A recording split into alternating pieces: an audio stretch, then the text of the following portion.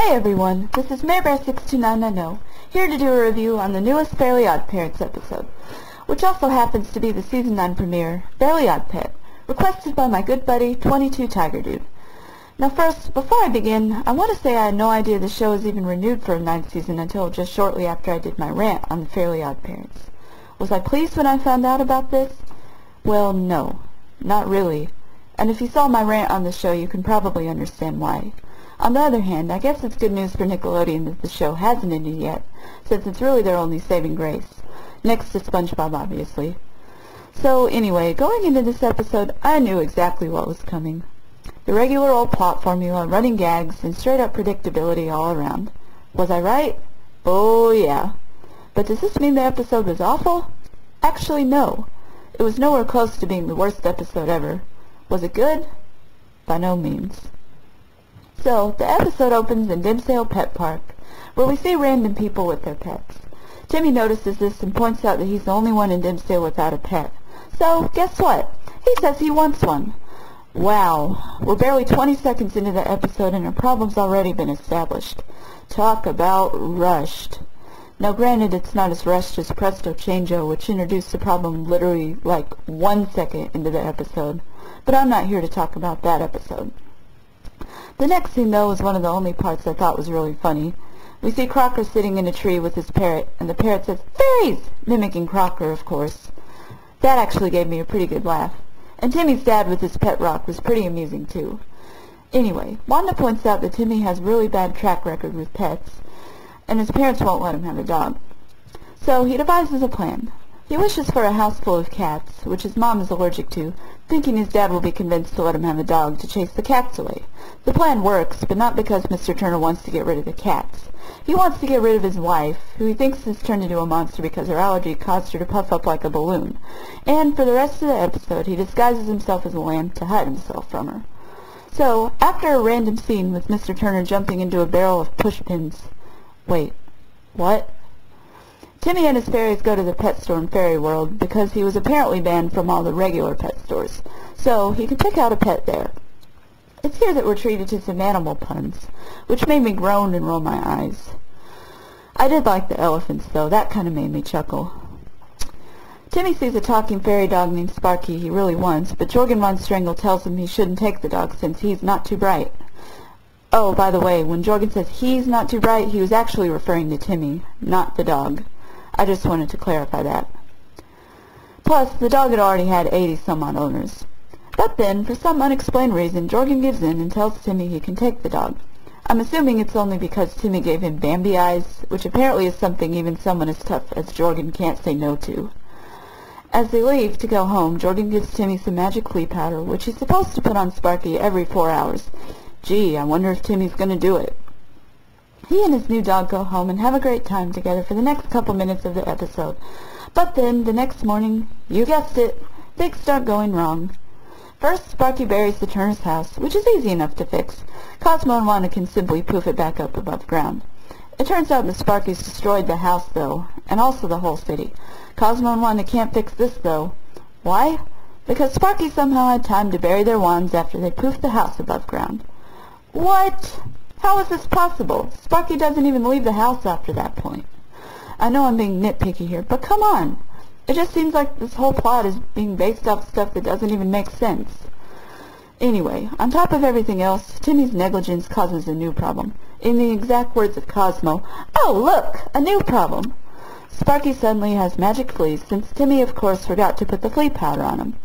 The fleas start biting people, causing them to turn into vicious dogs. Okay, I guess I can forgive this. Something like this had to happen, or otherwise the story couldn't go anywhere. Chaos ensues, and we get treated to a chase scene, which leads Timmy to discover the magic flea powder turns everyone back to normal. So, with the help of the crop duster his dad just poorly built, he and Sparky try to blow the flea powder all over Dimsdale. The plan works, but uh-oh, midway through the flight, Timmy realizes he doesn't know how to fly the thing. Sparky offers to test their only parachute for Timmy. Yeah, in other words, he uses their only parachute, and Timmy has nothing. Timmy lands in a swimming pool, and it's then that he decides Sparky's too much trouble, and he decides he doesn't want him anymore. Sparky hears this and becomes heartbroken. By the way, nice job trying to manipulate my emotions, writers, but sorry. It just didn't work. Timmy and his fairies go back home and see Sparky left them a DVD saying he's gone away forever and apologizing, and it shows their best moments together. Oddly enough, but not surprisingly, this minute-long video, which, by the way, Sparky titled Timmy Turner, World's Best Pet Owner, which I guess is really saying something considering Sparky had 80-something previous owners. This video is enough to make Timmy change his mind and want Sparky back. Oh, okay. I guess this makes as much sense as everything else in this episode, so whatever. The only problem is, Timmy, Cosmo, and Wanda have no idea where Sparky is.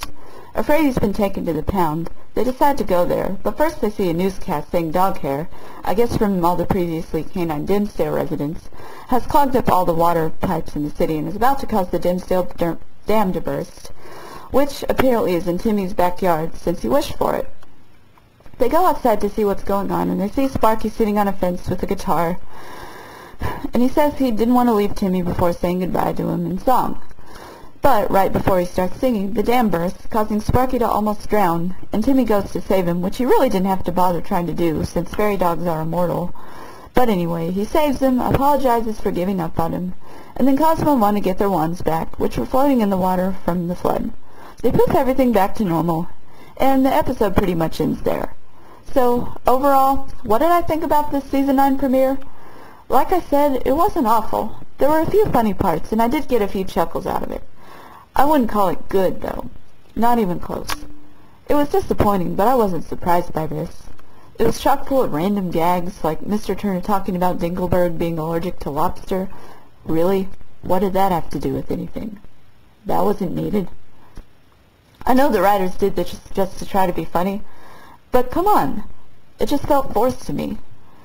And then there were all the jokes about the crossword puzzles, putting down carpeting, the gag with people falling through the floor on a bunch of pushpins, and something about a haunted roller coaster. Again, it felt forced.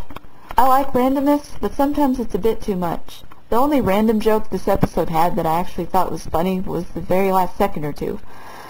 That actually made me laugh pretty hard, but I won't spoil it for you if you haven't already seen the episode. Then there's the pacing. Man, was this episode rushed. It just seemed to jump right into the plot.